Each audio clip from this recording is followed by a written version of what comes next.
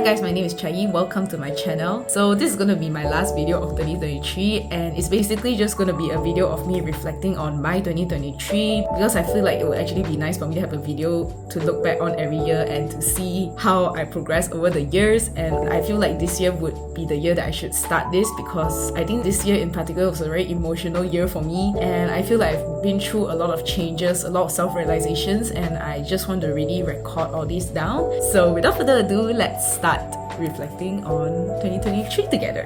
So for all my journaling prompts, I actually followed the journaling prompts from one of Lavender's video. It's New Year Planning, reflecting on 2023. There are altogether 7 questions, but I will share 3 questions in particular that I feel like would be the main thing that I want to share, and also because some of the questions are pretty personal, so I don't think I'm going to share that. But anyways, the first question was, 2023 was the year that I...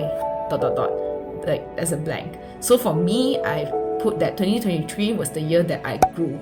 Because like what I said just now, I feel like I've grown a lot through the things that I went through. And so yeah, that's the theme for my year this year. And the second question would be highlights and accomplishments of 2023. So what I do for this is that I actually went through my camera roll throughout this whole year to see what I've actually done throughout the year, because I feel like sometimes when I look back at the things that I did, I feel like it's been such a long time ago, but actually it's only been this year. So I think that will be very helpful for anybody. If you really cannot remember what you did throughout the year, I hope you actually took photos or videos or whatever so that you can actually remind yourself what you've done throughout the years, because that's what I did. And honestly, this was actually the hardest question for me to answer because I realized I'm the kind of person who doesn't really remember my accomplishments much. In fact, I always remember about the sad things sometimes, even though ironically people think that I'm very positive, but actually I think my inner world is not as positive as what other people might think. So I realized that it was really hard for me to actually pick out what I felt were my highlights and accomplishments of 2023. But anyways, after looking through my camera roll, I managed to list out 8 highlights and accomplishments. So I won't share about everything because I feel like some of the things are very minor, very small, but I also still feel accomplished. So I guess I'll just share how many I guess I'll share like 3 main things, 3 to 4 main things. So the first 2 things will be career related, and the first one will be finishing pupillage and getting retained at the firm that I was pupillaging in, and also getting called to the bar this year. Honestly speaking, for me, I don't really find it like a very big accomplishment, ironically. I list it down here because it's a very objective sort of accomplishment, but if you ask me whether I feel accomplished for doing this, I don't think so. I feel more accomplished for passing my bar exams, because the bar exams were actually really hard, and this one I knew that I was going to be able to achieve this. It's just a matter of when and where I would achieve this. Like I wouldn't know which firm I'll get into, and I don't know if I'm going to get retained in my firm, but I just knew that I was going to be a lawyer definitely once I finish my bar exams. But I'm just sharing this anyways because I feel like career-wise I did go through a lot of growth, in the sense that I learned to accept that I shouldn't be tying my value towards whether I get retained in the firm that I pupillage at. I feel like this is a very like law-related thing and not everybody will be able to relate to, but as somebody who was like a very high achiever in school, I went through a point where I had a lot of self-doubt because I was thinking that I might not get retained,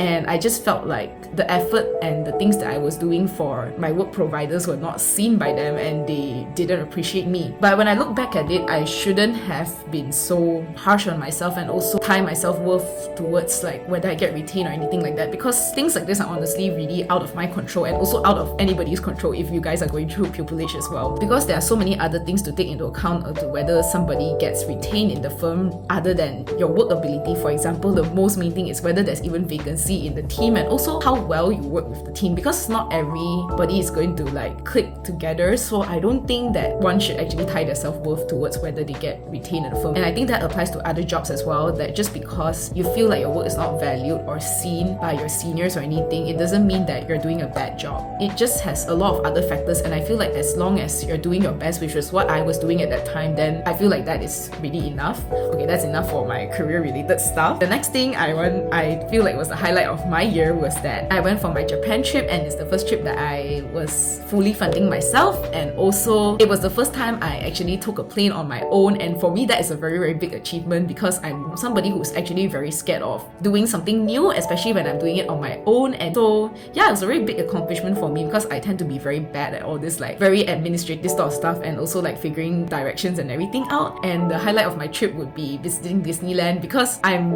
basically a Disney kid. I've watched Disney growing up, and to be able to experience Disneyland for myself this time was actually a really, really I don't know, it's just a very magical experience, and I would recommend anybody who grew up with Disney to make it a aim or a goal to actually go to one Disneyland once in your life, because I feel like it's just a very feel-good place. I guess the last highlight would be experiencing Dragon Boat for the first time this year, because I feel like this is not something that everybody can experience, and I'm really glad to be able to experience it this year. And also, I guess I was able to meet a lot of new people through this activity, and the extrovert in me is really, really happy to be able to get to know new people through this activity. And the next thing I want to share is what worked in 2023. The reason I want to share this is because I've been living for 26 years and I've never actually done this. I think this year, what really worked for me was allowing myself to sit in the feelings of discomfort.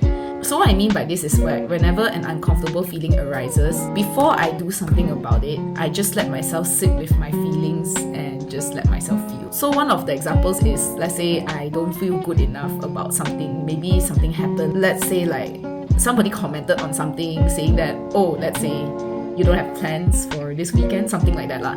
Then after that, I would actually feel very uncomfortable, because I feel like the wounded teenager in me always feels like I will never be good enough. I will never be as cool as certain people. I'll never be interesting enough. And when somebody comments something like that, even though if they don't mean anything bad by saying that, I would feel very uncomfortable and very anxious, and I would feel, I think, sort of a need to prove myself. And normally what I would do next is that I will straight away jump to do something about it. For example, maybe immediately try to make plans for the weekend and whatever, just to try to, I guess, prove to myself. It's not even to prove to the other person, it's just to prove to myself that I'm no longer that child. And what happens is that if I don't manage to actually get a plan or something like that, I would be very, very upset. I would actually feel that thing ruin my day. And so right now, whenever I feel this kind of feelings, for example, if somebody makes a comment like this, I would actually just let it be. I recognize that I feel uncomfortable when somebody comments something like this, but I'm not going to do anything about it.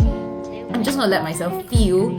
So after feeling my feelings, I would basically just ask myself, why do I feel this way? Do I really feel this way because I want companionship for that weekend? Or is it just because I want to ask somebody out to prove something to myself? And more often than not, normally when this happens, I realize that I don't actually want to hang out with anybody that weekend because I'm already so tired, or it's just because I have other things to do on my own and I just really don't want to make any plans. But the me last time would actually just make plans, even though I knew I was already very tired, I was already very burnt out, and I didn't have anything left in my tank to actually interact with another person, but I would still just force myself to go out, all that kind of stuff. And I feel like thinking this way is so good for me now is because I come to realize that there are a lot of things that I haven't healed through, that I haven't actually grow through the insecurities which I should work on. And also I feel like this helps me live more aligned to the life that I want to live, instead of living the life that I feel like I should live because of other people's perception of me, if that makes sense. So I don't know if people actually do this. I feel like maybe sometimes people don't even have to do this because they just live life how they want to live. But as somebody like me who has a lot of insecurities, and actually when I grow up I realize I'm no longer that teenager who's very shy and everything, but sometimes I just still feel very insecure deep down because I feel like that side of me inside me still hasn't really fully healed. And I think this is a good way to actually allow myself to grow and to live a life that is more aligned to what I value right now. So yeah. And the last thing that I want to share about is what did I learn in 2023. I think what I learned in 2023 is mainly that, the saying of if you never do, you would never know. What I realized in 2023 is if I never ask, I would never know. So I think for me, I always have this bad habit of assuming what people think before actually communicating with them, especially when it comes to people like my friends or maybe my family members. I tend to always sort of assume what people think, and normally it's assuming that people are too busy, people won't have time for me, or they are unavailable for me. But what I realized is that rather than just assuming that people are unavailable, I can always just ask. If I need someone to talk to, I can just ask. If I just want to spend time with someone, I can just ask, and I don't have to be so worried about what their answer is. Because I think last time why I'm so scared to ask is because maybe I fear rejection, and also I feel like I don't want to waste somebody's time. Like I don't feel worthy of their time. But what I realized after asking is that more often than not, I actually do get a positive response, and people are actually available for me, and more often than not, they are also actually happy to be there for me. So that's something that I've realized during the end of this year, and something that I would want to practice more following the next year is to, like just not ruminate in my own thoughts and just ask if I have any doubts or if I actually want something. I also learned this year to actually tie my self-worth less to the outcome of things or to things that I can't really control. So like for example, just now I mentioned about my career, I realized that I shouldn't be tying my self-worth towards the outcome of, let's say, whether I get retained or whether I got an offer or something like that. I feel like there's a lot more self-love when you actually tie your self-worth less to the outcome, and I think that really applies to my relationships as well. Because for example, this year I went through a breakup, and there was a really long time where I felt like I wasn't good enough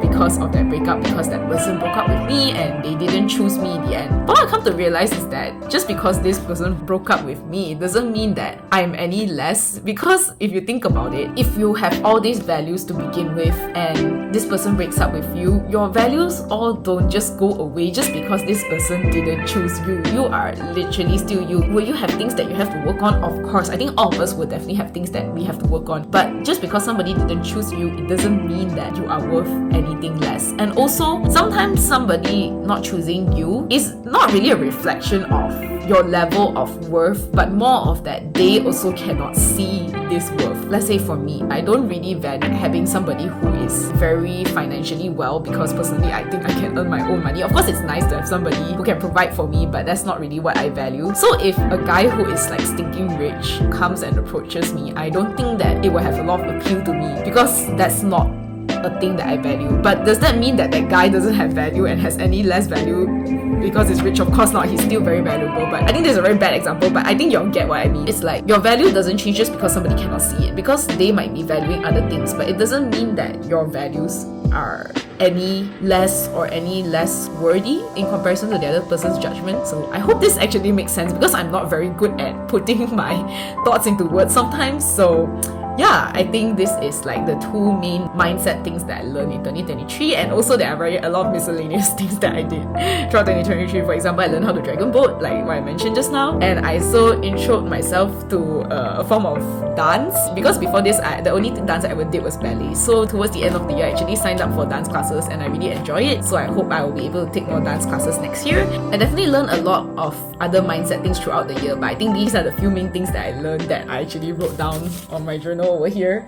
So yeah, I think what can end this video in a good note is, what about 2023 am I most grateful for? And I realized most of my things are of humans, and I think I will just take this moment to just record how grateful I am for them, because I feel like they actually really play a very big part on my healing and also my growth throughout this whole year. The first person is actually my mom, because after that breakup, I realized that she actually is the person who knows me inside out, who knows my flaws and also my strengths, but at the end of the day, she really loves me unconditionally. Although my mom is not the most affectionate and most expressive mom ever, I really do appreciate her a lot more this year because of the things that I went through. And the next group of people that I'm really grateful for are my high school friends. I don't know if they will actually watch this. I hope they don't, because I don't want to let them see how sappy I am. But I think I'm grateful for how throughout the years they have been with me, and also again throughout my breakup, I really felt like they were my biggest supporters. And also I think actually other friends, not only just my high school friends, but some miscellaneous friends, now that I think about it, that these people who actually put aside their things to come to me when I actually need emotional support, and I'm really really grateful for them. And they are also basically more or less like family, because I've known most of them for such a long time. And also the next group of people are actually my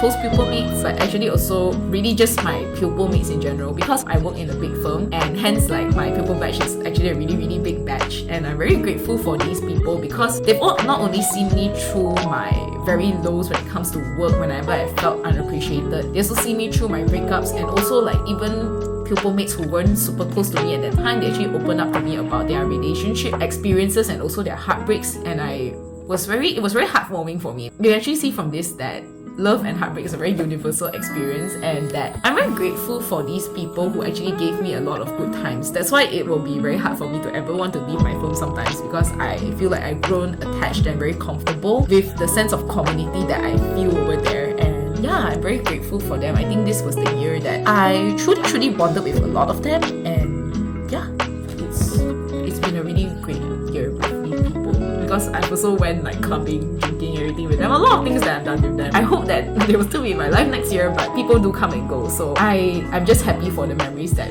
we've made this year. So yeah.